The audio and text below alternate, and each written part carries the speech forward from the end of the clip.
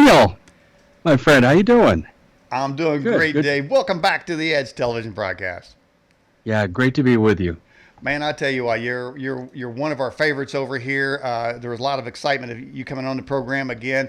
I was just saying just before you popped on here, this is going to be iron sharpening iron as two red-blooded Americans who care for this country, for God and country, and for people, really love for people. To, as you say, set one enslaved mind free at a time, and I say.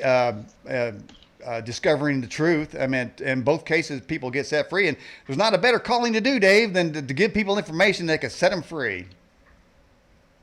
Well, I think you nailed it when you said it's a calling. It's been a calling for me that pulled me away from a lot of things I enjoy doing, but I think this is the work that God has selected me to do. Wow. And hey, by the way, congratulations. I saw on my Facebook feed that you're going to be a speaker at Branson on Sunday on a roundtable. Is that right?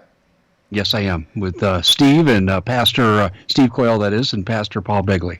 Man, that's going to be a hot show right there. That is so awesome, man. And I'm glad you're doing that. And people need to know where we're at. Now, I know you get these questions all the time too. Where are we at, Dave? How long have we got? What's going to happen? Everybody wants to know. And I think it's a deeper question than that, Dave. I mean, people have to really research into so much data to get a picture. You can't just have somebody say, well, this is going to happen on this date. The markets could fall, but there could be, the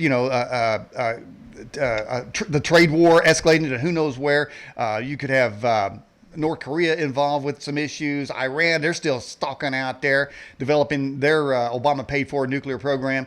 I mean, but you just can't, you have to do a data research on that to come up with some kind of picture, wouldn't you? Well, it's a hard question to answer. In the past, I have never committed to dates because so much of what we're covering is event driven, and then there are typically scenarios that follow. Now, generally speaking, I've covered the globalists long enough and they use the same plays over and over. I have their playbook. So if I know the first couple of things that they're up to, I can pretty well tell you where it's going to go. But affixing dates to it is a challenge. Right. But in this instance, Daniel, for the first time ever in what I've done, I think I can give some approximate dates for what's coming. And that's because the events are going to be centered around the 2020 election in some regard. Mm-hmm. And I tell you what, if people haven't figured it out, I mean, just watching, I mean, we have, Dave, in this country for the first time ever, an attempted coup. And I would say probably, I wouldn't even say attempted. I say a followed through coup is what it was, and still ongoing, the repercussions of that illegal activity. How dangerous could that possibly be? And there's nobody. I mean, I don't like doing the left-right paradigms, Republican, Democrat paradigms. Those things to me are bottomless pits. But the Trump supporters only one. They're getting convicted for white-collar crimes that don't mean anything, but the people who were conspiring against the President of the United States with false data, giving it to the FISA court, destroying computers and cell phones, emails, on and on and on. There was the immunity where they gave everybody immunity if they testified, and then they all claimed the Fifth Amendment. Nobody is going to jail for that, Dave. It's hard to even know how to respond to that because, see, as you just pointed out, we have a duplicitous justice system. And in fact, actually, you could argue the rule of law is on life support in this country, where, Madonna can threaten to blow up the White House. There's this character at Kirkwood Community College in Cedar Rapids, Iowa. His name is Professor Jeff Klinsman, and he has said, I am Antifa. Okay, you can be Antifa for a while until Trump finally declares you to be a domestic terrorist, but this is what he went on to say. He went on to say, I support the actions for attacking Trump and killing evangelical Christians. That's illegal. And why he's not in prison is amazing to me. Mm-hmm. And as I mentioned on this program, I'm sure you addressed it, this movie that they wanted to roll out called The Hunt, they are telling us what they will do when they get in power. People, first of all, you say, well, nobody would ever try to overthrow the president of the United States. It can't be done. Well, they nearly did it, and they're still working on it. So once you get past to it can't happen, get to this movie called The Hunt, where they're telling you that if in the scenario that there are Trump supporter deplorables that are being hunted by liberals. There, and of course the pressure made them pull it back some, but that movie's going to come back out again, and it's going to get a 4-star rating, and it's going to say this is the greatest movie ever. Let's bootstrap a couple of things together here. One, you've got the movie The Hunt, and on the other side of the coin, USA Network is bringing back that series called The Purge, where if you remember the first Purge, the government was the one that behind the killing when people were just partying, and they said, well, we're just having freedom from law and order. Let's just use drugs and have fun and party in the streets. And the government sent in their goons to start killing, so people would start killing each other. In other words, they pointed out that it was a plot to destabilize America and to start mass murder without restriction. That's the Purge, and they're bringing that back in the fall. Couple that with this movie called The Hunt, which you described very well, and you've got their intentions very clearly stated. I wrote an article earlier this week that really kind of ties this together. I took a lot of what Paul Craig Roberts said when he said basically he wondered if we were headed for a white genocide.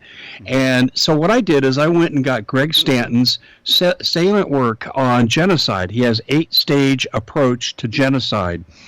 And I operationalized the variables. Before I go on, I should tell you, I written 2 courses in stat. I used to oversee master's degree dissertations at a university for 4.5 years. So I know what I'm doing on this point. And I took his 8 principles and I operationalized them. And then I did a statistical analysis called a correlation.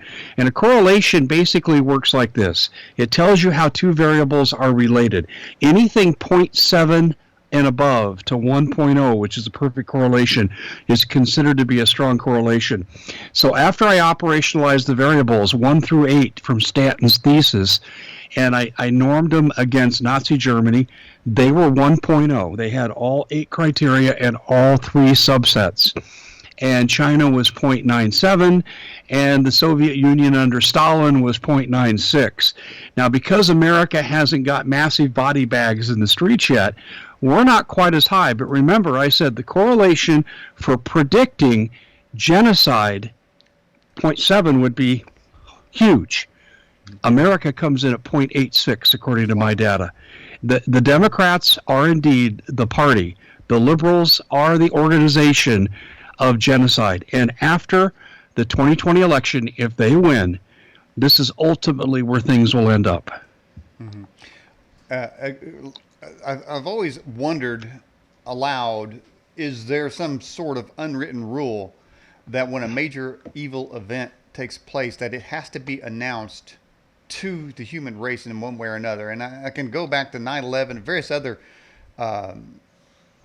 major shootings, events, and various things where it was almost prophesied, whether it comes out in a movie scene or it comes out in a play or a television show, or a headline for that matter. But it just seems that they have to tell us. And it seems to me right now they have telling us 3 or 4 different ways easily that they have every intention of some sort of roundup. And I don't go there facetiously or just to be spouting off. But I'm just saying, this is a different world we live in, and people think that everything is normal and that the white hats are out there keeping the evil at bay. I'm afraid there's a whole lot of black hats out there, Dave. Well, they really are. I don't know that we can make the assumption that they have to announce publicly in some venue their intentions, although I must confess I've wondered the same thing. And so I don't know if it's just blustering. It could be that. I mean, they're bragging, hey, we're 2 guys sitting in a bar and we're going to tell you what we're going to do. And this is their bravado that they put forth. I don't know. But I will tell you, they do a fair amount of it. I mean, what I've told people back when this show was running, the show Colony, again on USA Network, which is a great predictive programming network. Colony was a 3-year series. And I said, if you want to know what high-tech martial law looks like, Watch the first year of those episodes, and I believe they're on Netflix, if I'm not mistaken. And people look at this and they're going to, oh my God, they're going to see so many of the elements in our society today in this show. And I think year 3 was 5 years ago, or year 1, excuse me, was 5 years ago. So very good in predictive programming. And we are moving towards high-tech surveillance, but you know where that's coming from. This is the social credit system imposed by Google on the United States as they developed it in China, and they're bringing it in incrementally here. And the first step to genocide in a country is creating lists. To create lists, you have to have data, and that's what this incessant spying is. And I'll give you one example, and then I'll take a breath. I'm on vacation in San Diego a couple of months ago. My family and I, we walked to a movie theater from our hotel, which was about 3/4 of a mile. And the next morning I wake up and Google sent me a message, "Did you enjoy your movie?" And they traced my route. They had a little map there where they traced my route. That's the invasiveness of what we're facing with surveillance. And that surveillance in the wrong regime will be used to choose people to be on the naughty or nice list, the red list, blue list, as Steve Quayle likes to say. Well, you talk about making lists. I think the beginning of that is this so-called red flag laws that they're trying to put out. You know, first, and those red flag laws include going through people's social media. And so anybody put a meme out there may end up in some kind of red flag law where they say, hey, you said this really nasty thing about the Speaker of the House, and we consider that a violation, and therefore you're going to, you need to turn your guns in just for that reason. You raise such a good point, but I have a little bit of hope here. I have spoken, I live out in the middle of nowhere north of metropolitan Phoenix, and I have talked to a number of Phoenix area law enforcement officials, and to a person, without exception, they have told me, we're not enforcing this. This is officer discretion. And we had on a Larimer County sheriff from Fort Collins, Colorado, on our Wednesday morning show that we air in northern Colorado. And I asked him point blank, tell me about red flag laws and your role in this. And he says, I'm not enforcing it. And he goes, I don't know anybody else that will either. So I know it's being enforced in some locations. I mean, there was that story about the Wagsaw family where the son had an objectionable meme that was prejudiced, but not threatening. It wasn't threatening bodily harm. He was just a bigot against transsexuals and various racial minorities. And so the police show up under red flag law, and the kid is living with his dad. He's a 22, 23-year-old person, and they seize the dad's guns. You want to talk about no due process? This is so unconstitutional. It blows my mind. Well, I'm afraid, David, that they're going to be cranking down on that as these. I don't know. Can I say that, Dave? Convenient shootings that seem to happen. I mean, why is it, Dave, that nobody questioned the close proximity of dates of the 3 shootings that just happened? Is that not allowed? Let me ask you this question. Why is it that the United States seems to be virtually the only nation that has these mass killings, particularly school shootings? Why is this an American phenomena? You give me $1,000, I can walk into any country with the strictest gun laws and get an AR-15 within an hour. Mm-hmm. Yeah, absolutely. I mean, it's not going to stop the criminals. That's for daggone sure. And now I know that one of the shooters of the 3 was an inconvenient liberal. Elizabeth Warren supporter. How come she wasn't blamed for that shooting? Well, that's a good point, and I reported that on YouTube, and they instantly demonetized the video. Not allowed to ask those questions now, are we? No. And that's a good point. So, yes, but, that shooting, I don't think that was a false flag. I think this was your classic, let's respond negatively to psychotropic medication, which is a common ingredient in mass killers. And I think that he was targeting his sister and things got haywire. But this thing in El Paso, classic false flag. I wrote an article on it, thecommonsenseshow.com, and I compared the El Paso Walmart shooting to the Batman Aurora shooting. And there are such striking similarities. Clearly a false flag designed to go after our guns in the aftermath. Okay, Dave, we've got a question come in for it from Azure of our live chat.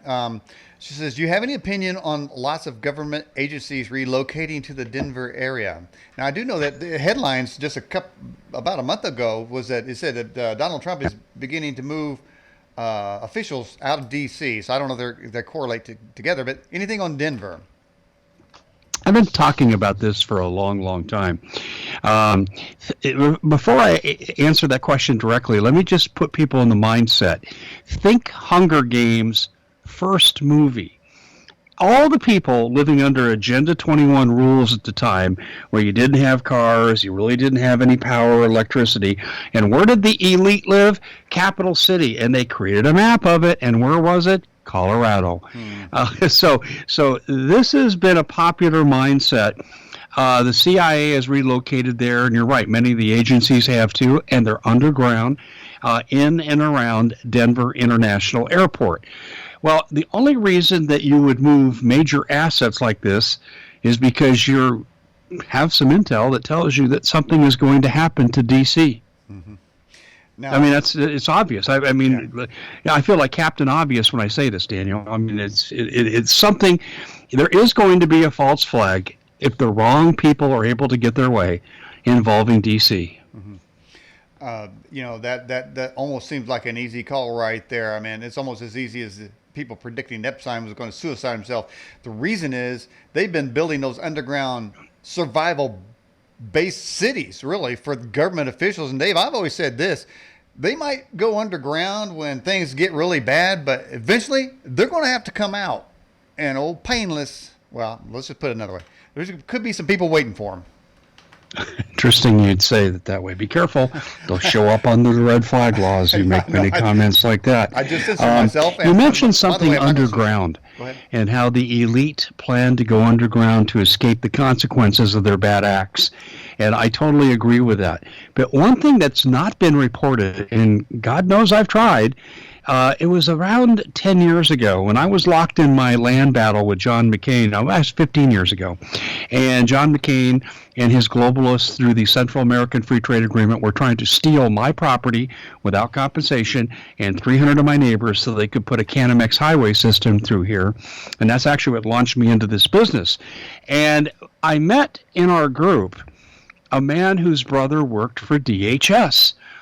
And one of his job was to go out and hire in a compartmentalized, secretive fashion of companies that could come in and seal up caves. And just recently, I received a tip from someone in a federal law enforcement agency. They asked me not to use their agency, and they confirmed that this is still going on. So they want to have the ability to shield themselves from their bad acts, but they want to deny the rest of us the ability to do the same thing. And my confidence call on this story is 100%. I've been shown the proof. Mm-hmm. You know, that reminds me of the event that happened with Harry Reid out, and I think it was in Nevada. He was trying to seize some land for his son who was going to sell it to the Chinese to make solar panels, and there was a big land battle out there. And you mentioned John McCain. Strangely enough, there's an effect on my side of this thing. A relative down in the Mississippi area, Louisiana area, they have an area that is low, and when all these storms in the spring, it flooded it like a bowl, and they needed pumps.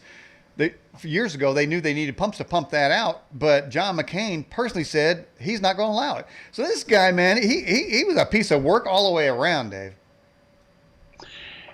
Deception, it's what my friend, ex-CIA contract agent, the late Bill Pollock, used to say. What aren't they lying to us about? I'll give you an example of what I'm talking about there.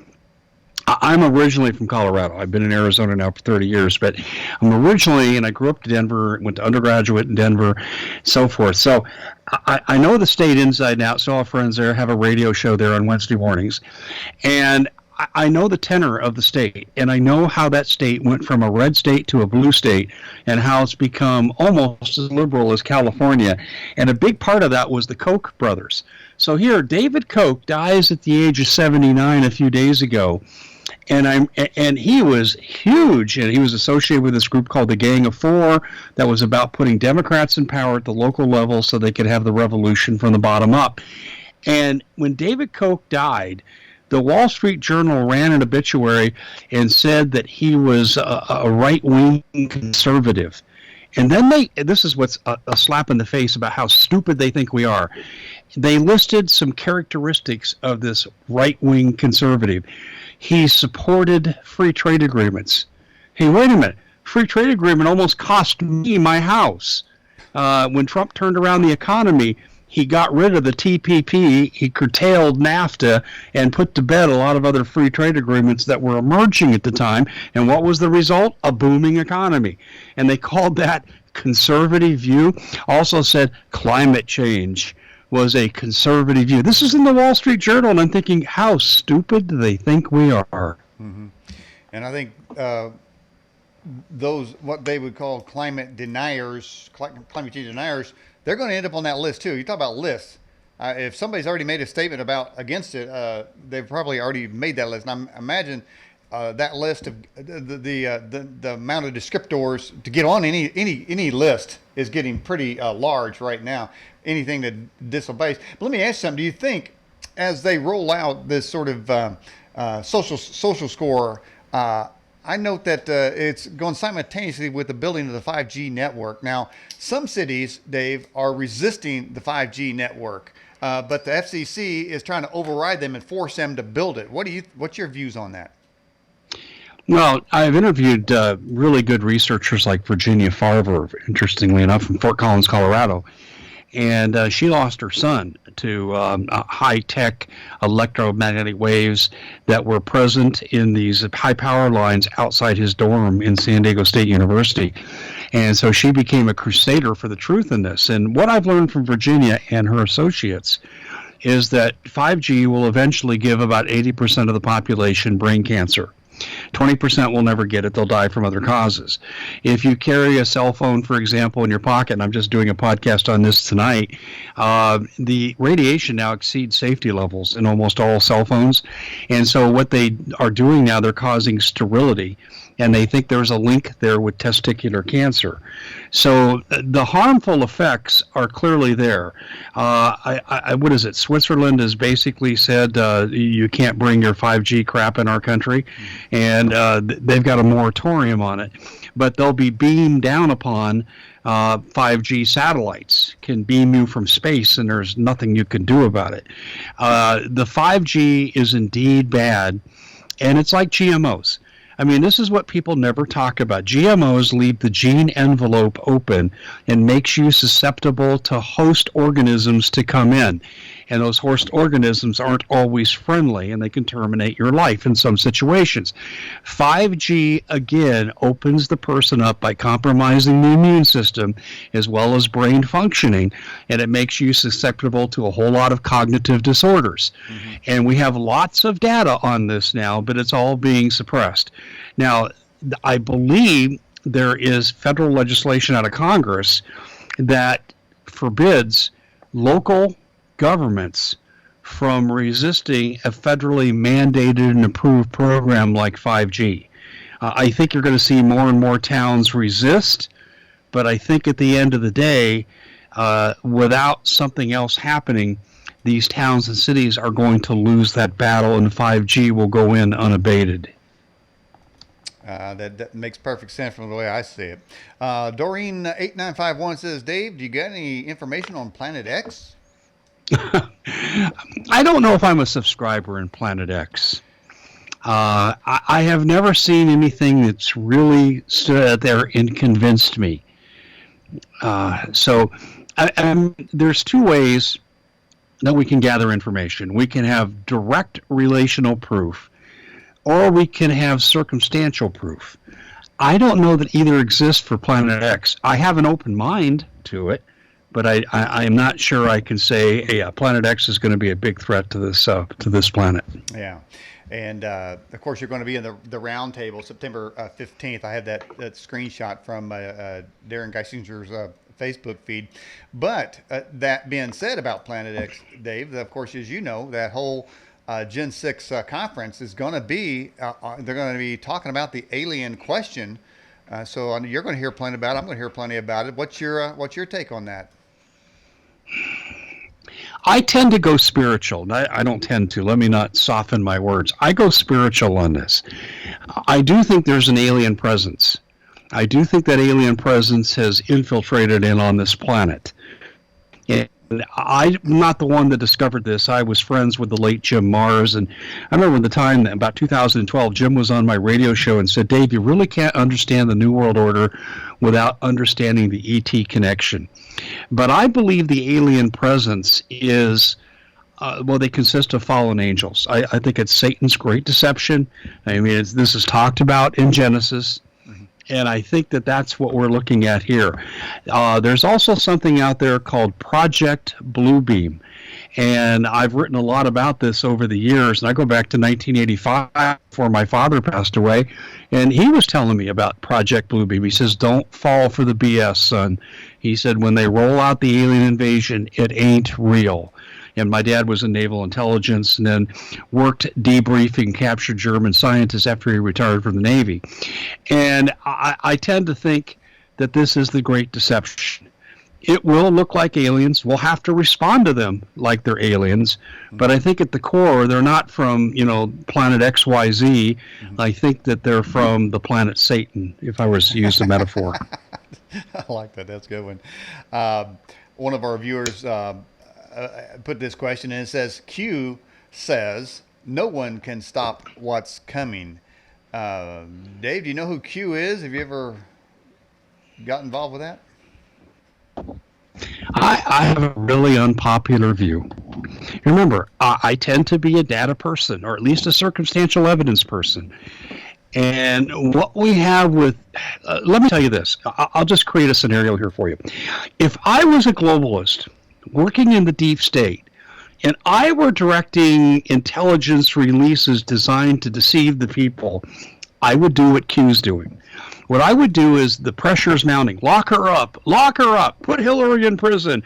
Epstein, let's go after his number twos. Let's get all their people and lock them up too and go as high as we need. We don't care if it involves presidents or congressmen or who it does. Okay, so here we go. What I would do is if I had the release of a mysterious source, we'll call him Agent Z, and I would have Agent Z put things up like, 65,000 indictments are coming. Justice is going to happen anytime. And let me tell you what you gain by this. The people are getting pissed off. They want action. They're tired of the excuses, the dragging the feet, the double-tiered system of justice. But then you give them hope. Hey, justice is coming. And you get people to relax temporarily. And when they start getting riled up again, you make another release on something else. So I can't say here, I don't have any proof that Q is disinfo. But what I can tell you is if I was working on the other side, this is exactly how I do it. And I don't know that much of what he has said in terms of here's what's going to happen has really come to fruition in terms of justice. All right, question came in. Says, does the complacent attitude on our northern border have anything that we should be aware of? Oh, none other than the Chinese are flooding across it. No. And by the way, Trump has really been sort of agitating the old Chinese man, Ching Pao and all his boys over there. What's going on with this trade war, Dave? Hard to figure. It's almost like the two sides have agreed to go to war, so they will purposely set in the chain of events that will lead to war. I don't know how familiar your audience will be with something called the McCollum 8-point plan for forcing Japan to attack the United States pre-1941. And basically, President Roosevelt wanted war with Japan because he knew about the Germans' atomic experiments and the fact they had V-2 rockets and how dangerous the combination would be. And so he provoked Japan into attacking, taking away scrap metal, sailing our ships inside their territorial waters, all part of the 8-point plan. And when I look at China's actions, like trying to cut off the South China Sea, threatening its neighbors, having border issues with India that ended up in violence, when I see these things, I see pre-World War II Japan. And I don't know why Trump is feeding into this. We don't need to be tariffing the way we are. We don't need to put the restrictions on China like we are doing. We simply need to handle the trade deficit the way Trump handled it when he first came into office. That's the way you handle it. That's what helped turn around our economy. But it's like he's sticking an eye in the Chinese bear, and they're fighting back. And eventually, I believe there's going to be a confrontation in the South China Sea. Mm-hmm. And that could end up starting World War III. And it's almost like both men are, Xi Jinping and Trump are almost in agreement to go down this path, because what they're doing is guaranteeing a war unless someone changes course. Well, there's billions of dollars at stake, and an economic war is sort of it seems like a precursor to perhaps a normal type of exchange going on there. But should now, of course, no, let me address that with you real quick. Sure, go ahead. Okay, so I'm walking down the street and I see that our houses are on fire and they're nearly burnt to the ground, and there's no way to save the two houses. And my neighbor comes and says, we should use foam. And then someone on my side says, we should use water. And we get in a fist fight over it. Meanwhile, the houses are burning down. That's the metaphor I use to describe the economies of China and the United States. The dollar soon will be no more. We can't absorb the debt. We're using credit card like MasterCard to pay off Visa. Then we use Visa to pay off MasterCard. That's how we're handling the national debt. And the Chinese aren't far behind in this. Plus, they have extreme food shortages and other natural resource deficits. So they're hoarding gold like no one's business. Our banks are hoarding gold like no one's business because they know the collapse is coming with the currency. So why are we fighting to such a great degree to get currency supremacy in a trade war when both currencies, is obvious to everybody, is going to crash? That's what makes no sense here. Mm-hmm. Now, obviously what's happening is a lot of people's retirement 401k type things their value is going down. The markets are responding accordingly to the uncertainty of this tariff. So should people just stay the course, stay put in their financial investments, or should they move out to gold, or what's your perspectives on that? Here's my list. I've rehearsed it. People need food, water, guns, gold, ammo, medicine, natural medicine, because you don't have to worry about refilling the prescriptions. You need tools, and you need alliances, because if society fragments enough and we go into a Mad Max scenario, you can't go alone. And we have 1992 Bosnia as the model for what you need to get through this. And this is what people need to be doing. They need to be in things that they can use to survive. And coming out of any crisis, there will be survivors. So if you want to come out with something of monetary value, this is why you need gold and silver. Mm. All right, Dave, we're at the top of the hour here. I just want to go ahead and talk about your website and your show, The Common Sense Show. Tell the folks about that. Well, it's a website I've had since 2012, and I put a lot of our YouTube videos, which is also on YouTube by the same name, thecommonsenseshow.com. We put our radio interviews up there. We put articles up there that I write. Occasionally, I have guest articles from people like Mike Adams, who I greatly respect. And it's a full source information. We have about 9 to 10 new entries every day. We also have a radio presence on Global Star Radio Network. Our show airs there from 8 to 11 p.m. Sunday nights, East Coast time, and we're on a Colorado station, a terrestrial radio station, KHNC, and you just have to Google this and you'll come right to listen live. KHNC, 1360 AM, Wednesday from 10 to noon Pacific time. That's 10 to noon Pacific time, and there's talk of us going to 5 days. I mean, we're going to have to see if I can work it into my calendar, but I host that with Paul Martin, and we have great guests, so that's kind of the extent of what we do from the media standpoint. Very, very nice. We have a link to your show in your bio section on the Edge's website too, as well. Dave, there's some rumblings about Ruth Gator Dinsberger. She's once again it seems she's kind of near the end, and David Axelrod said that there may be civil war if Trump appoints another Supreme Court justice. I don't know how they get away making statements like that. But what's your take on the old rooster? I'll answer your question like this with 2 words. The Pelican Brief. Are you familiar with the movie from the 1990s? Denzel Washington, Julia Roberts. Yeah, seen it. Yeah, So you're and saying 2 Supreme Court judges were assassinated so an oil company could get their way when they knew they would have been voted against by the Supreme Court in a court action. Listen, you've got Mitch McConnell's house being surrounded by people stabbing in effigy this good senator and saying, we're going to stab you through the heart, you MFer. And then we've got, Tucker Carlson being threatened. We've got the president being threatened, as I opened the show with and told that story about that community college professor. We have Rand Paul beaten almost to death in the front yard of his home. The shooting of Steve Scalise, that people believe the official version, well, then you think the El Paso situation in Walmart was not a false flag either. The left is violent, and the violence is going to grow exponentially.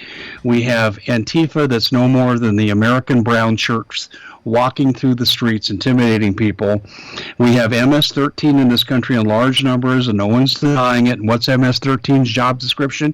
They are the assassins for the drug cartels throughout South America. What makes us think they're going to do anything different here? We are ready to explode into violence. And I said, you asked me about timetables before, and I said I can kind of affix it to the election. Right now, I think it's possible that the left can steal 20 million votes. And I won't break it down into great detail because that's almost a show into itself. A lot of people are saying 15 million. I've quantified it and said 20 million. Now, if that's not enough to turn the election, and I don't know that it will be. Joe Biden drew 30 people at his gathering in New Hampshire, and Trump sold out 10,000, had 5,000 waiting outside. We outnumber that side. And if they can't steal the election, they are going to, and let me put it this way, if it's June of 2020 and they can see clearly there's no way we can win in November, all the aforementioned groups that are violent oriented are going to come out of the closet, and we will see a version of the movie The Purge. Only The Purge will go for months until it's put down. And people say, Dave, that's speculation. No, it's not. In North Carolina, starting on August 30th, they're going to run an unconventional warfare drill till September the 12th. And it's what I call Jade Helm 19. That's not the official name, but it's a takeoff of the Jade Helm drills where Obama had his troops practice against disaffected American soldiers who became guerrilla soldiers against the establishment in a Civil War action. Well, Trump is practicing for the opposite. The good guys have control of the drill now. They're practicing by having college students wearing armbands so they can be easily identified, pretending to be fifth column forces trying to wreak havoc in the country, and these special forces are putting them down. So Trump agrees with me because his military drill is part and parcel to what I'm talking about. So sorry for the long-winded answer, but when we get into the election era proximity, there will be, if they can't win, extreme violence.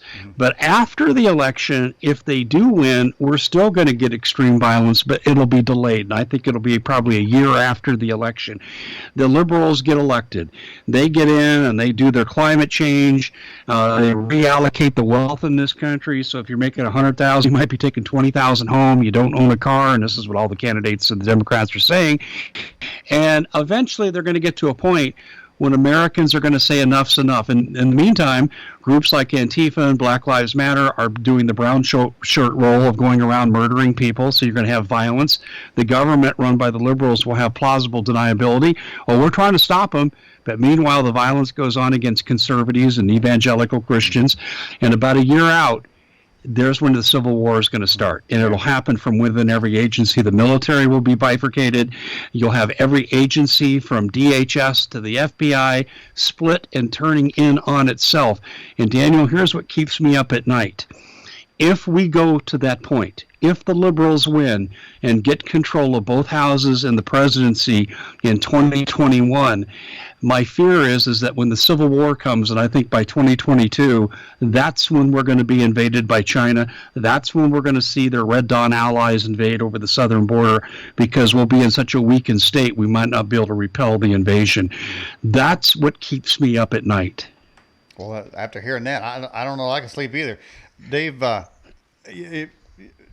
Google has been in the forefront of changing votes, and a guy by the name of Brian Epstein, I don't know if you're familiar with him. He was a Yes. Clinton supporter. He said that they were responsible for changing between 6 and 16 million votes. I think Trump retweeted something along those lines. But this guy, he came out with a tweet, and I said this in my ranting points, that he said, "I am not suicidal." He had to put that out in public to say he's not suicidal, because now Hillary Clinton herself has been posting bad tweets against him to undermine his credibility. And this guy was a chief Clinton supporter. He simply says he had the data to show that Google was able to change votes. And I imagine Facebook can too. You talk about stealing the election. That wasn't enough to turn the election, but I imagine their algorithms are much better and more refined now with the inclusion of more advanced AI in this thing. Being able to subliminally change people's minds. But the fact that somebody will come out and say, I'm not suicidal, isn't that a statement of fact to point out that there is a high propensity for people to be suicided to have dirt on the Clintons?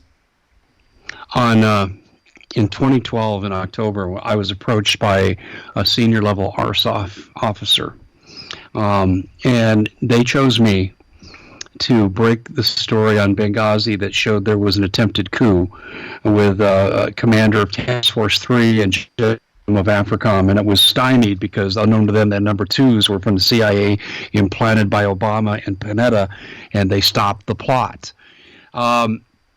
They set up dead man switches for me. And I was a little bit familiar with the concept, but I didn't know how involved it was. But they said, before you go public with this, we need to do this and let it be known that you have this. I've been there, and a lot of what I did was implicating Hillary Clinton as well as Barack Obama and Leon Panetta. So I've been down that road, and gosh, that was 7 years ago. I never do a major story release without calling a friend of mine, an intel or high-level military intelligence, and say, can you make sure that I have a dead man switch? And by the way, I want to throw this out here. The country right now is debating murder or suicide with Jeffrey Epstein. 80% of the country believes it was murder, 20% believe the official narrative, and they watch CNN. I can tell you it's neither. Jeffrey Epstein would have been an absolute fool to have not had dead man switches all across the country that would have resulted in a massive data dump implicating key political and corporate figures involved in Epstein Island, the Lolita Express, and so forth. This is why they had to extract him. It's why the guards had to go off duty. It's why they turned the cameras off. There was no suicide. I used to be a therapist, and I have been involved in inmates in prisons and setting up suicide watches and stuff like this. I did that work for 2 years, and I can tell you, you couldn't have a piece of clothing on you long enough to hang yourself. You couldn't even have a belt buckle that could be used to puncture a wound in an artery. You couldn't have any of this stuff, and you're required to check the vitals every few minutes and have 24/7 surveillance. But everything was abandoned, and Epstein was playing along. He did his will 2 days before the event, and then the man they brought in to do the autopsy, Michael Baden, he's the ultimate fixer. He's the guy they send in to clean up the assassination crime scenes. He did it with JFK. He did it with Martin Luther King, and he did it with Jeffrey Epstein. The minute I heard his name, and I'm kind of a Kennedy assassination buff, I feel I know quite a bit about it. I heard that name and go, oh my God, here comes the fix. The fix is in. The man is not dead. I repeat, not dead. And I'll go one step further. I also know this is true because back in the late 1990s, I was affiliated with Vance Davis, still alive, still a friend, former ex-NSA, and Bill Pollock, ex-CIA Air Force Intelligence. And the three of us, along with Ken Arnold, the astronaut, and some other notables, were working on a free energy project, mostly through Bill Pollock's contacts. We attracted the attention of Enron, Ken Lay. And Ken Lay was so enthralled with this, he was going to build a community in the San Luis Valley in Colorado, and he was going to use this energy. And one time on a conference call with his number two, they joked about the importance of everybody having dead man switches. And I said, well, does Ken have one? Because we're going against the stream here. You know, this is what got Tesla in trouble with the elite and why he had to go work for the Navy, because they wouldn't have anything to do with the free energy guy. They wanted to put a meter on everything. And he says, oh, yeah, we all have them. And I can tell you that Ken Lay did not commit suicide. Ken Lay had dead man switches, and they basically told him, you either go into hiding or we'll kill your entire family. Wow. We'll put him on a plane and crash the plane. I know this for a fact. I was there. I was in the conversations. So I know how dead man switches work. And I'm telling you, Daniel, Jeffrey Epstein is alive and well. Wow. All right. Question come in for you, Dave. Is Epstein a Mossad asset? Yes, and a CIA asset, joint project. He's a blackmailer. Gosh, I've known about this since the book, the Franklin scandal came out, and I interviewed the author, and I'm sorry, Nick Bryant, that was his name. And Nick came on my show, I think 2009, and he detailed how they set up surveillance cameras, and they catch you in compromising positions, and they'll even fix photos to make it look like you were doing something you weren't, because then they own your vote. And this is how Obama, using that information, got Obamacare through. I mean, people were changing their votes left and right. And the joke was, well, they obviously were involved in the Franklin scandal. And Bill Pollock told me the same exact story, and this is still common practice today. Many of these elected representatives, when they go into Washington, D.C., they're invited to parties, and today, because you can have fraudulent video evidence changed, they don't have to do anything. They just have to be there, and all of a sudden you see them having sex with 14-year-old girls, and no such event happened, but the video data suggests something else, so they own their vote. How about that painting of Bill Clinton in a blue dress in Epstein's apartment? Well, we're going back to the movie The Hunted. One of the things that I know for a fact, and the one conversation I had with Nancy Schaefer before her murder, she told me there were hunting parties associated with these sex orgies, and she specifically named Epstein. And she was concerned that a lot of the CPS organizations around the country in various states were feeding kids into Epstein, and that's what got her killed. Of course, the official narrative said murder-suicide. Her husband shot her and then turned the gun on himself. Yes, he shot himself in the back, and that's how he committed suicide. It's even less believable than the Vince Foster suicide. So she told me that after they would sexualize the kids, they would have hunting parties, and they'd kill the kids, and if they didn't have an organ shot, they would even extract the organs and sell them to China. I'm not making this up. This is absolutely what I was told. In fact, I was just contacted by an author today, got his book, and I looked at some key things. He's telling the same story. I mean, this stuff is out there if people want to have the courage to look at it and say, this is how evil some of these people are. So the movie The Hunted has a basis in pedophilia hunting parties after the kids have been sexualized. Wow. And there's a major push to sexualize kids. I mean, little girls now in Victoria's Secret things, and it seems like I saw where some parent just had their little, I think a little boy tried to turn him into a girl. I don't even know what kind of messed up kid that's going to be when he grows up. Somebody says, did he go to Israel? Don't know his location, and no one else will know either. And he'll go through some extensive changes physically. His days of being public and associated with the elite are over, but his life is guaranteed. There's no way that they're going to let this data come out. The information that came out about Bill Clinton being on the manifest on the Lolita Express 26 times, that was an intentional release by the Epstein people, letting the other side know, hey, I know some people are closing in on me, but if you think you're going to keep me quiet by killing, this is the stuff that's going to come out. Now, see, they're dropping charges against him. I'm wondering, wonder if that investigation was only on Epstein, or was it with any of his connections?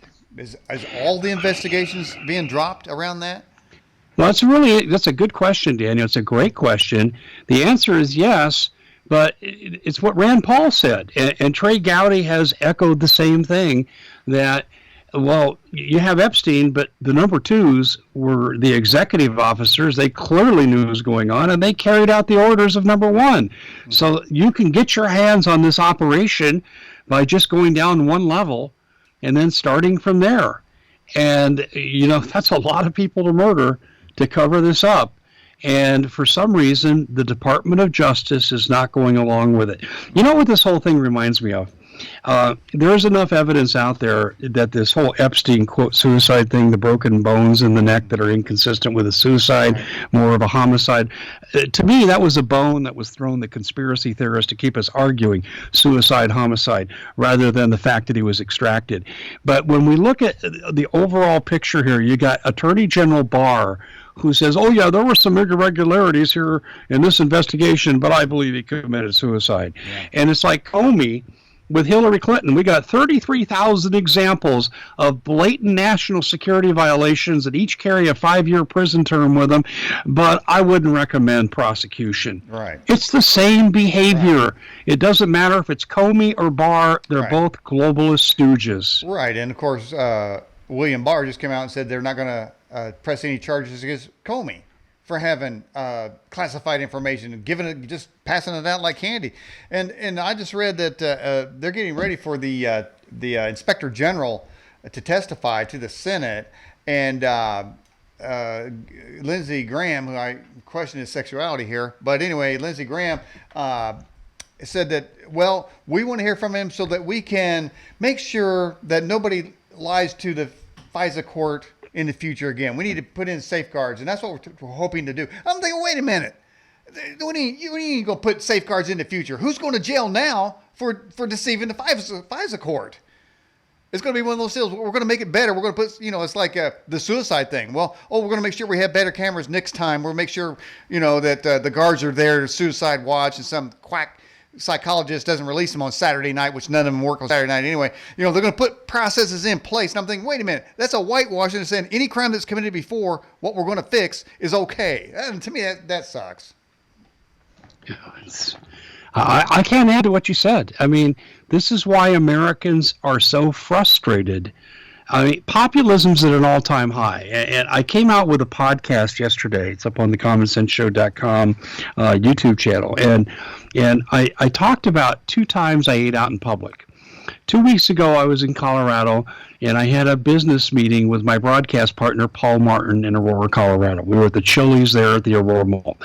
And we had a lovely waitress. She did a tremendous job. And Paul and I are talking shop. My wife and son are there, and we're going back and forth.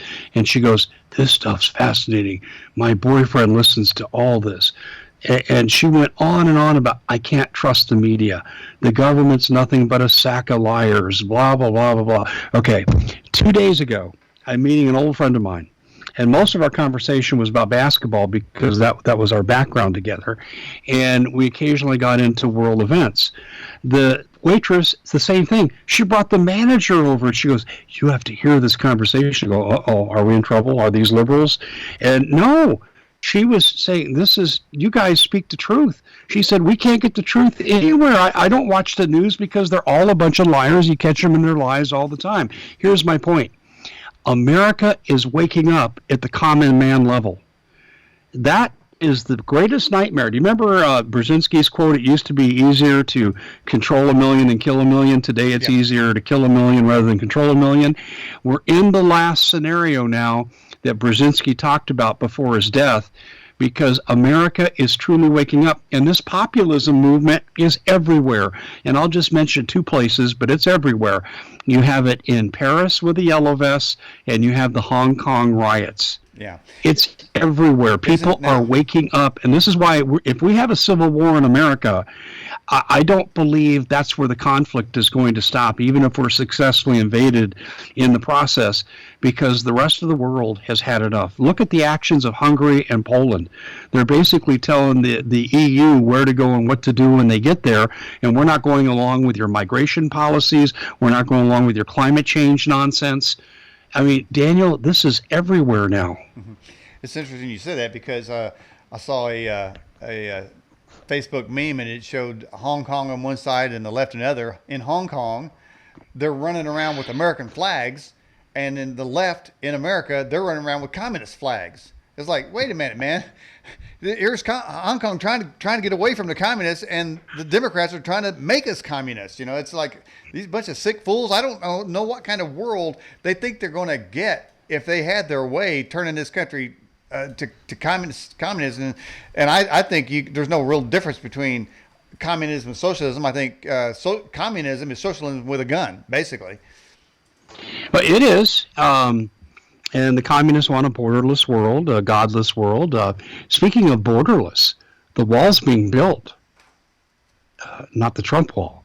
Slovenia is building a border wall because their immigration rate illegal immigration rate has gone up 56%. Isn't that funny that foreign countries are picking up on what Trump is saying? I talk to a lot of people around the world. They contact me, they listen to my show on live stream. They read my articles, and people from South Africa, New Zealand, Europe. I hear from people all over the world. And let me tell you the one thing that I've discovered. President Trump is a folk hero. He's more popular abroad with the average person than he is in this country. Mm-hmm. Yeah. You're absolutely right. And, I was just thinking about Sweden. In Sweden, the news is they had like a 70% increase in bomb attacks. But in other news, they had a 300% increase in migration from the Middle East. So moving on. No connection there.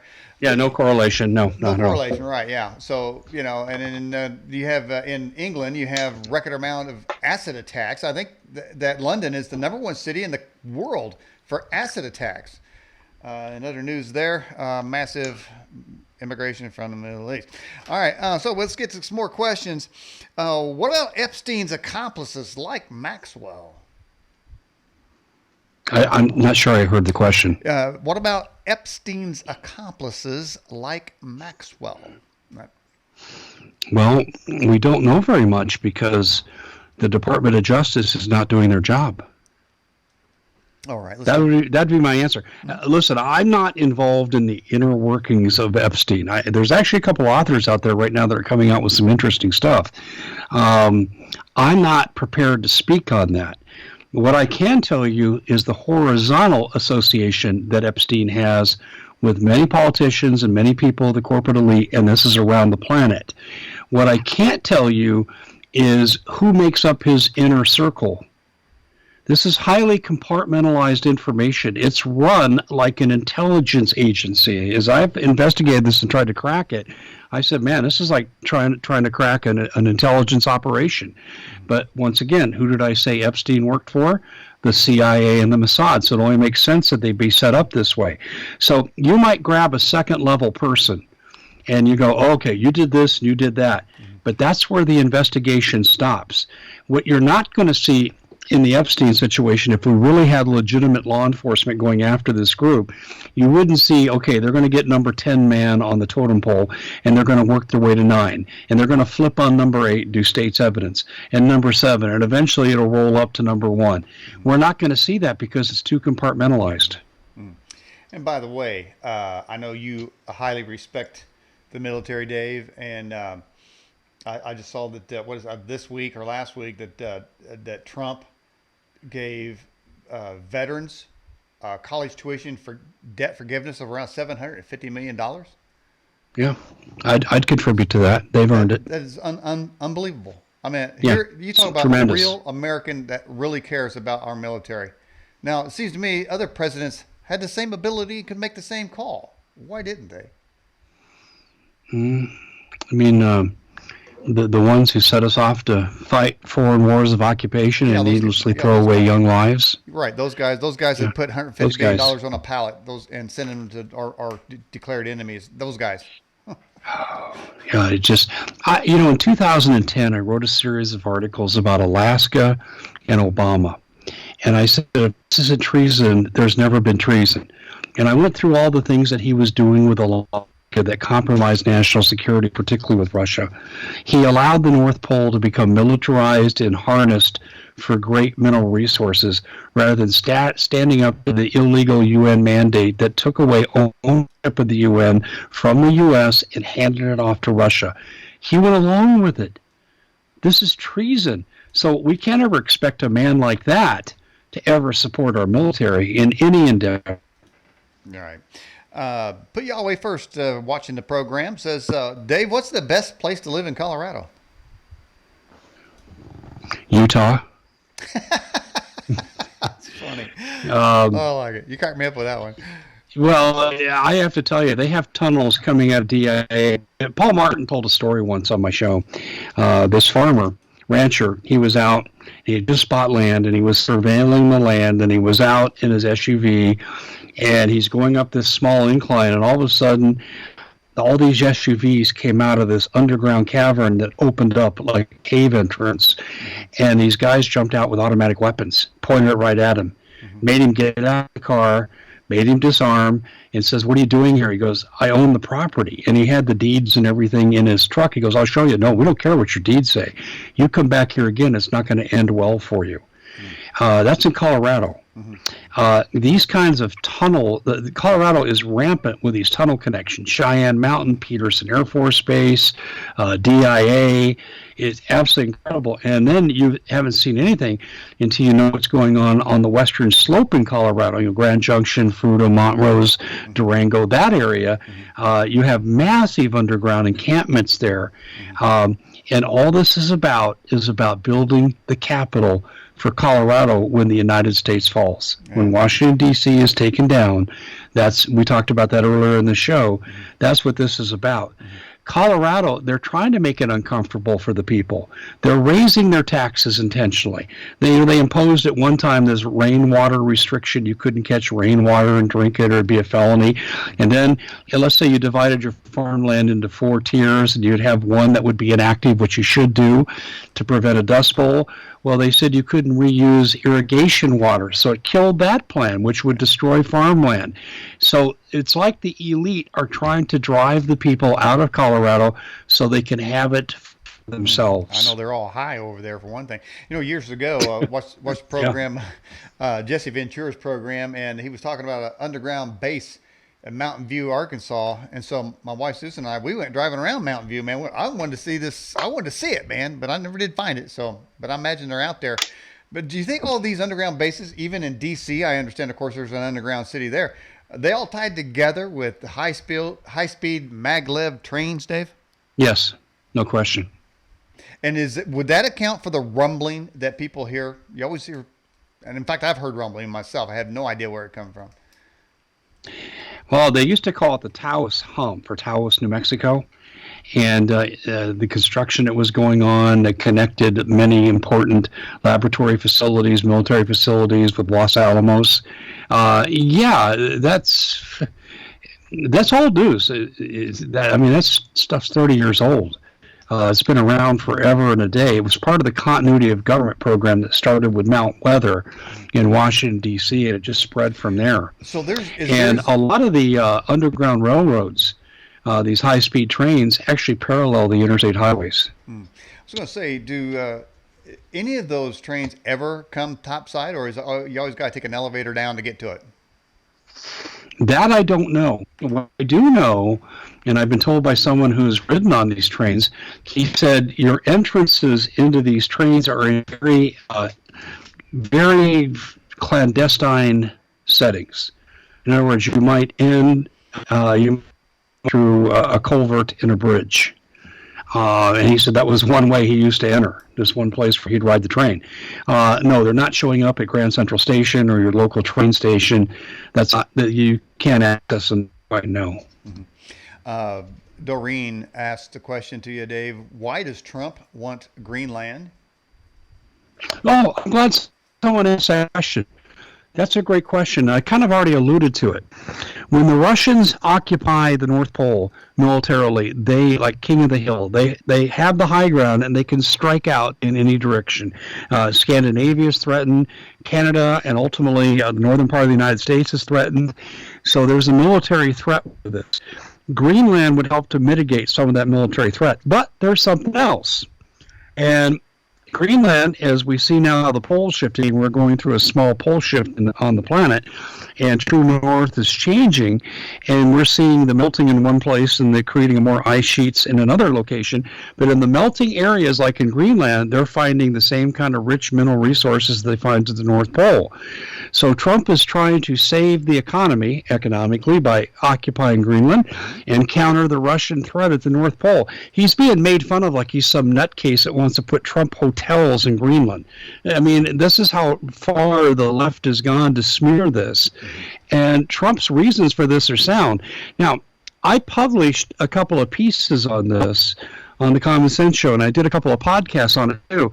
And I said this makes sense, and Trump needs to force Denmark to their knees by promising to withdraw NATO's protection, NATO's support, tell them they're going to have to pay their fair share or get out. And I said, we'll see a different Denmark. But then later I did more research, and this was from people who live in Greenland, actually sent me documents that I'm now in the process of verifying. I think they're real, but I'm going to say this with a caveat. I've not fully confirmed the authenticity of these documents. In, I forget the year now, early 1960s, an American bomber carrying 4 nuclear bombs got into distress. They had a cabin fire. The fire was spreading. They couldn't put it out, and they were ordered to jump and just let the plane hit. Well, the plane hit in northern Greenland, and there were nuclear explosions. Wow. And the Russians know about it. We notified the Russians, said this is going to happen in all likelihood. It's not an attack, so don't overreact. And Denmark knew nothing about this. Denmark let us build a base under the ice sheet there. And we said, we'll never have nuclear weapons there. Well, we're finding out now that that plane was going to that location to deliver nuclear weapons. And the Denmark journalist discovered this when the Army released its files. I believe it was in the 1990s. And this is why Denmark's not letting us back in. You know, lie to me once, shame on you. Lie to me twice, shame on me. And they're not going to let us come back in there because they've already been lied to before about the presence of nuclear weapons. And so that's the story about Greenland. Dave Burnell asked this question and says, Dave, will the upcoming tribunal hearings from Gitmo versus the Cabal and the Globalists be in the news for the public? It's a staged reality show. So they'll release what they want you to see. You know, Daniel, let me address something here. People are saying Trump is a New World Order stooge. He's this and he's that. No. He didn't come in that way. And yes, he's clearly been compromised. And yes, he's being held in check. But the man is surrounded by enemies. I mean, right in his own family, his own wife is advocating for his daughter Ivanka is advocating for red flag laws. Jared Kushner's, her husband, is a business partner of George Soros. I've documented that on my website. He's surrounded by enemies. And if they're not enemies when he appoints them, they become enemies because then they're compromised, they're bribed, or they're blackmailed. So he has nearly an impossible job. The way that we win this, and there is a path to victory to get Trump to do what needs to be done. The way to do it is the country in overwhelming numbers rises up to support Trump and acts against the deep state left. By acting, the first thing you do is unelect, the Ocasio-Cortezes and the Kamala Harrises and people like this. If Trump were to have a mandate from the majority of the people, we could win this. And this is my goal here in my work in the alt media is to wake up as many people as possible to achieve this huge numerical superiority against the deep state. And I think that's the only way we win. We have to win the 2020 election, or this country is history. And many of you listening to my voice right now may not be alive to hear in 3 years, and I probably won't be alive in 3 years if we don't win this 2020 election. Now it is interesting that the left claims the same thing about Trump, that if Trump gets elected, that's the end of the country. But these are the same fools that said they're going to leave the country if Trump got elected, and that the economy would crash and he'd get us into World War III. All these skies falling things that they said about Trump. Every single one of them has been proven untrue, and everyone has made accusations.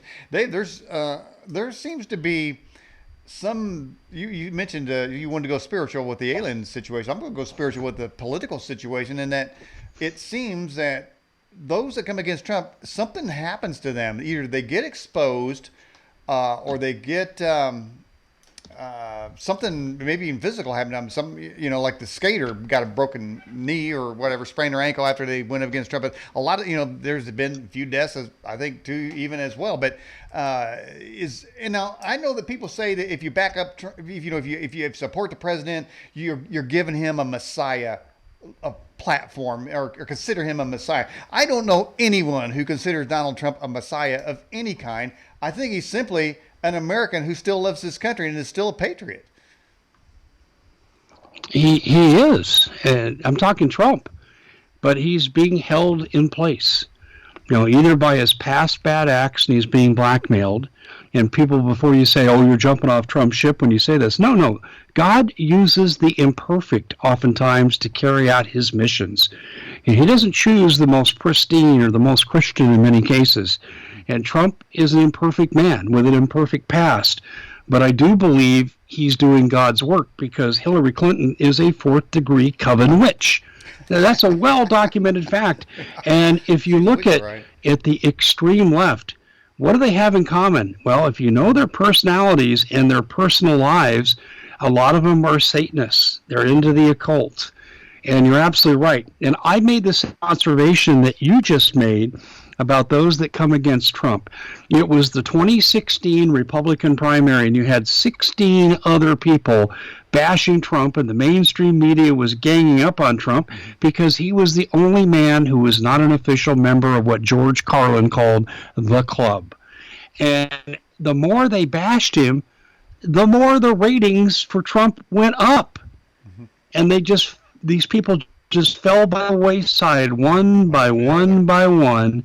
And here Fox News ratings were sinking faster than a submarine with screen doors, so they turned Hannity loose to become the Trump cheerleader, and the ratings go back up. It's like, you're right. If you opposed God's appointed servant, you do suffer the consequences by getting in the way of the Lord's mission. Now, Trump is human, and he's made a lot of mistakes recently, a lot of them by inaction, failing to curtail the social media, for example, not going after Hillary Clinton as he promised, not building the wall, not putting a soldier 3 feet apart from another soldier with an M16 on the border, no one in unless we check him out. He has failed on a lot of his campaign promises, and I've told you why. But I do believe that Trump can be jump-started, but I think the jump-start, and I look at this spiritually, the jump-start has to come from the people. Now we have to energize his batteries, and I think the Lord will act. See, I think we're a nation under judgment. We've killed 70 million babies. We do some despicable things as a country. And I think if we show that we support Trump, God, the Constitution, fair play, equal justice, I think the Lord will again put his blessing on this country, and I think that Trump will have the mandate from the people, the backing of the people, to basically stop this invasion of our country by the left. So, yeah, I'm very spiritually oriented in this issue. Yeah, and I've mentioned in this program before, there was a book written about George Washington, and it's called The Providential Life of George Washington, and it documents all the amazing, and they don't think it says supernatural, but these coincidental things that happened to protect him and his Continental Army. And there's a whole book of these things that just, mysterious events that happened, like streams rise, the army goes over a stream and all of a sudden it rises and the British can't cross it, and then just on and on and on. He was shot he had 4 bullet holes in his shirt, in his jacket, and none of them hit him, and the whole thing. So I mean, at some point, you have to think that God. In fact, Benjamin Franklin said, "The older I get, the more I am convinced that God rules in the affairs of men." So you have to be godless to say that God can't be in charge or directing or assisting somebody who's in power. And of course, the Bible does say that God puts people in power and down. Then what do you say? Then you got to say, well, then why did we get Obama? How do we deal with that? I think we reaped what we sowed. Well, that was punishment, wasn't it, Dave? I think I don't think God punished us. I think He took His blessing off this nation, and this was the natural course of events that culminated in evil leadership assuming control. Mm-hmm. Well, the Bible says that or not the Bible. I was going to say the Constitution alludes to providence and various things, and so it seems to me that our early founders, who had the brilliance to establish the Constitution and set this country in a course of blessing, of unparalleled human blessing, I think they're smarter than those that say that there's no such thing. I would defer to them more than I would say somebody says everything is just natural and there's no divine presence or dare I say, collusion in human events to direct them. Well, you go back to what you mentioned with Washington. He had horses shot out from underneath of him. You're right. It was divine providence that he had this ragtag army that stood up to the world's most powerful army. There's no question. This is why I know if we get our spiritual house in order in this country, that we can win. But see, the left knows this too. This is why they're undermining our culture. This is why they champion every form of perversion known to man, including the funding of things like Medicaid now has to fund transgender surgeries. I'm thinking, who gave him the okay to do this? Trump needs to make an executive order and say no, but he's afraid he'll lose the election if he does, especially since LGBTQ just came out in support of him for the 2020 election. So the president's compromised in some areas because of the election process until he's elected. After he's elected, it could be Katie bar the door if he steps up, but he is not going to have the courage to step up unless we step up. Mm-hmm. You see, this is what I tell people, and I say this at the end of probably 3 out of 4 video podcasts that I do. I say, number one, okay, you've got this information. Okay, if you like it, great. You subscribed, you come back every day, terrific, thank you. But that's not enough. You need to go out and you need to flip a liberal. Don't preach to the choir. Go to people who know you, like you, respect you, and look for the openings they give you in conversations. Don't beat them over the head with your philosophy, but wait until they open up the door with the conversation. Say, yeah, it doesn't have to be this way. And then you start to win people. We can win this at the grassroots level if all of us who listen to shows like this would go out and become missionaries for the truth. Well, I sort of had a different idea when you said flip a liberal, but we won't go there. If that liberal's Antifa, absolutely. We'll flip a few of them, man. I love it. There's some videos out there of them getting cold cocked, and I just put them on a loop. This question came in for you. Will a natural disaster happen in the future where the new West Coast will be the Rockies? Are you talking about Earth changes? Yeah, that would be that question, yeah. Yeah. I don't know. Come on, Dave. I don't know how I would know that. I mean, right now, I was in San Diego when the earthquakes hit. Mm-hmm. In fact, I felt it in San Diego in our hotel room. I'm thinking, man, the room is swaying, and I haven't had anything to drink in months, so I know I don't have a hangover. What's going on here? And it was an earthquake, and it went on about 45 seconds. And I told my wife, and she didn't feel it. She was out in the other room, and she goes, honey, go lay down for a while. You need to. Something's wrong.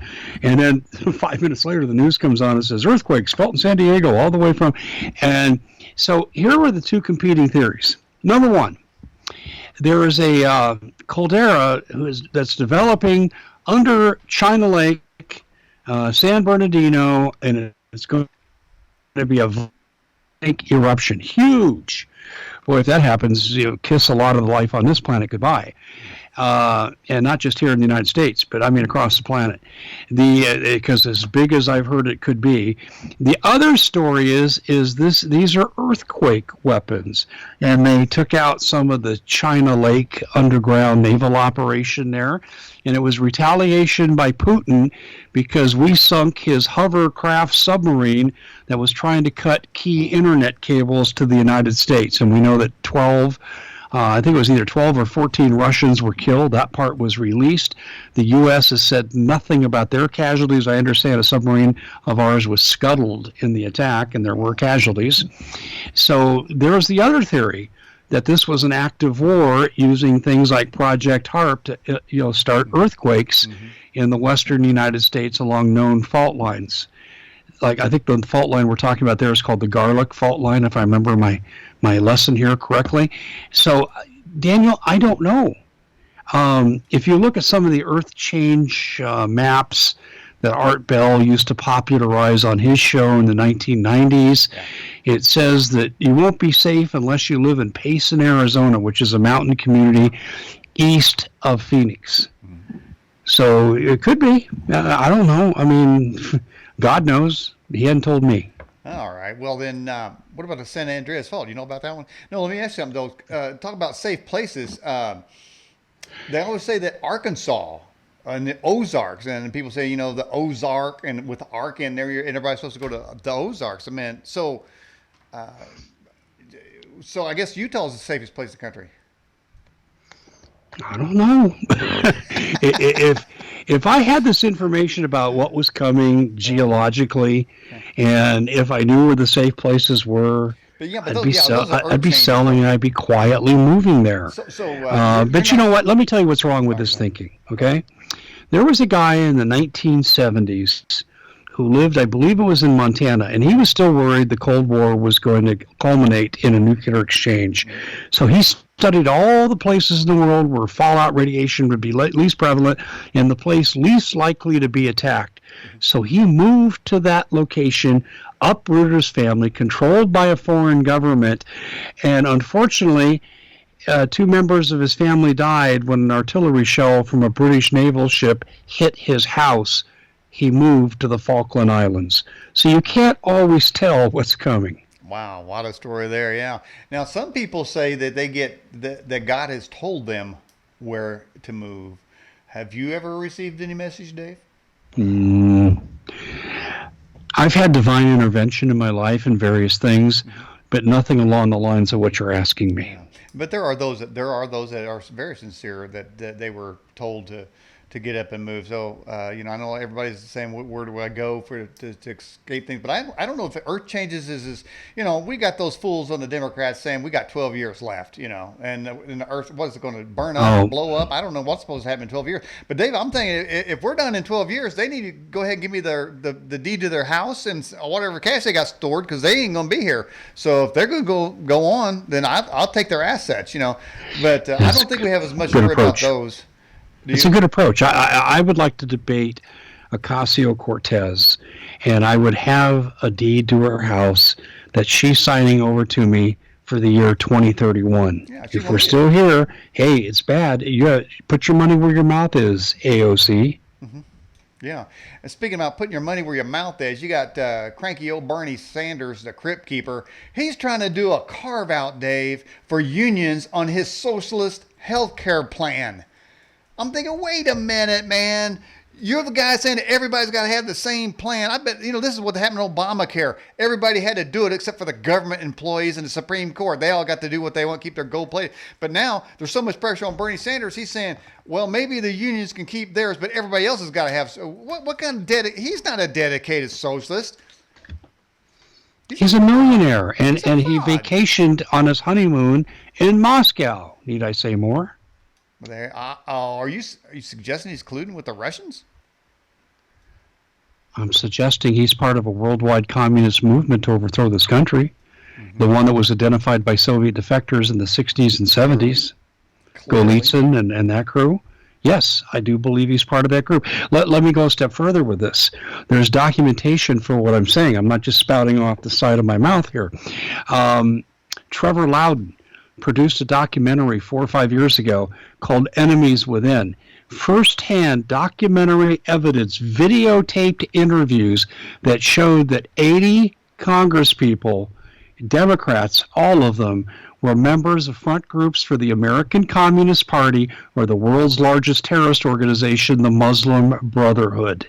Irrefutable proof. But as if that wasn't good enough, then Cynthia McKinney, who I've had conversations with, said the same exact thing. She was, what, a 6-time congressperson, and Congressperson West said the same thing.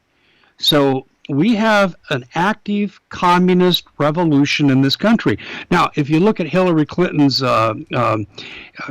which she wrote, it was like a master's thesis, but she wrote it in law school, and I can't remember what label she gave it, but she dedicated it to Saul Alinsky, who had been her mentor. Rules for radicals, as in communist rules for radicals. So we are under a communist invasion. The term that I'm applying today is I'm saying we are going through a social, cultural, political Bolshevik revolution that will soon turn military. Absolutely. Well, Dave, we're getting near to the end of the broadcast. I've got that screenshot up. You're going to be in a panel discussion with Paul Begley and Steve Quell. It's going to be so much fun. It's going to be great to hear you up there. What are you going to talk about when you're up there? Well, Steve said that we have a general question that's going to be thrown out there about what we have to worry about in the coming year. And I've hit some of those things here regarding the election, but I've got a couple of things I'm going to bring out, but I'm going to use them as kind of a surprise. So I'm not going to spill all the beans here. Let's just say we're going to talk about what I think people need to know over the next year and how they can better prepare to withstand what's coming. And that's something that everybody needs to know. Tell us about your website again, The Common Sense Show. TheCommonSenseShow.com, and our YouTube is by the same name. And if you want to listen to our Wednesday morning show on KHNC 1360 AM, you can do so live stream. We have listeners from all over the world. All you got to do is put into the search engine KHNC 1360 AM. You'll come right to the Listen Live button, and you can click that on, and also you can catch us on archives. I'll tell you what, Dave, I got my start doing this interview show back in 2004 at a Christian radio station in Indianapolis, and I got a feeling that I will never be invited back to a terrestrial station, not with the content that I put out. I got enough problems with YouTube censors, so I'm glad you're still you're able to put out what information that you do and have an open venue that may, as you said earlier, maybe even increasing. Well, we hope so. Although if Lindsey Graham gets his way, I mean, he's going after everything. He just said it the other day, he sounded like a Democrat. He said we need to shut down offensive websites, which you could bootstrap to radio stations very easily. And so what's offensive? Someone who doesn't agree with Lindsey? Truth? Yeah, there you go. There you go. Dave Hodges, I appreciate you coming back on the Edge television broadcast. It's been a great interview with you. I had a lot of fun. Can we have you back on again sometime? Absolutely. Be happy to. Always a joy to come on your show. All right, sir. And I appreciate you coming on the program, and I'll see you in Branson. Okay, my friend. I'll see you there. You bet. Bye-bye.